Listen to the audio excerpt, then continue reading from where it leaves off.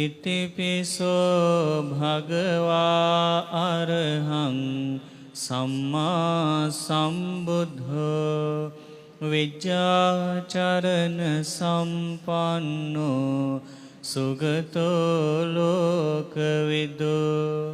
වසර 100 ගණනකට පසු වල් බිහි වී තිබූ මේ අසිරිමත් මහා සෑ රජුන්ගේ සියලු ප්‍රතිසංස්කරණ කටයුතු නිමවා මේ යුගයේ පින්නතුන්ට පින් පුරන්ට විශ්ව පාරමී පදනමේ පින්වතුන් තමයි ඒ පිනට උරුමක් කරුවන් උනේ. විශ්ව පාරමී පදනමේ පින්වතුන් ඇතුළු මේ මහා සෑ රජුන් තැනවීමට නන් අයුරෙන් උපකාර කළ සියලු පින්වතුන් දකුණු දළදා වහන්සේ වැඩ සිටින මහා සෑ රජුන් අංග සම්පූර්ණව ප්‍රතිසංස්කරණය කරන්නට අපට වාසනාව ලැබුණා කියලා සාදු නාද නංවමින් කවුරුත් සතුටු වෙන්න.